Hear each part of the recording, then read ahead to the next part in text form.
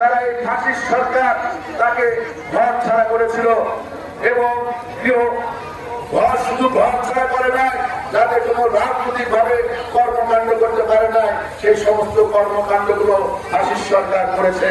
তাই আপনাদের কাছে অনুরোধ থাকবে, আগামী 26 সালে যে নির্বাচন, সেই নির্বাচনে রৌপ্য ফাঁসি যারা 1986 সালে বিএনপির সাথে বেইমানি করেছে, 1996 সালে বিএনপির সাথে বেইমানি করেছে, তারা যখন বিএনপির সাথে আসে তখন তারা 17টি আসন পায়, যখন তারা এককভাবে নির্বাচন করে তখন তারা 3টি আসন পায়।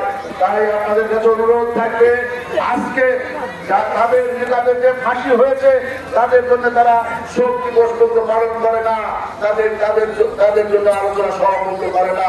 আজকে তারা ধর্মীয় ভাবে কথা বলছে। আমরা মুসলমান, আমরাও নামাজ পড়ি।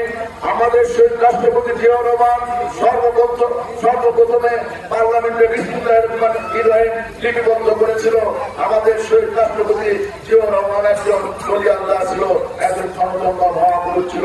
তাই আপনাদের কাছে অনুরোধ, আগামী 26 সালের নির্বাচন, সেই নির্বাচনে আমরা আমাদের দেশনেত্রী বেগম খালেদা জিয়ার মার্কা ধানের শীষ মার্কা, আমাদের ভারপ্রাপ্ত চেয়ারম্যান তারেক রহমান মার্কা ধানের শীষ মার্কা, এই মার্কায় এই এলাকা থেকে আপনারা বিপুল পরিমাণে ভোট দিবেন। বিগত 14 সালে, 18 সালে, 24 সালে কোন মা বোনেরা, কোন 14 মুরব্বীবৃন্দ কেউ আপনারা কিন্তু ভোট কেন্দ্রে আসতে পারেন না, ভোট দিতে পারেন না। দিনের ভোট রাতে হয়েছে, ভোট কারা দিয়েছে? পুলিশ দিয়েছে। ওই ভোট কেন্দ্রে কুকুর ছিল, কুকুর আর পুলিশ ছাড়া জনমান ছিল না।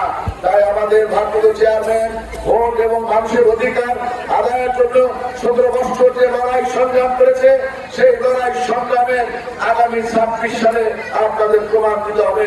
প্রমাণের মাধ্যমে এই এলাকায় থেকে বিপুল পরিমাণে ভোট দিতে হবে।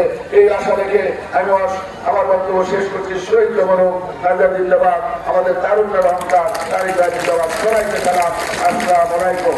এবং আজকে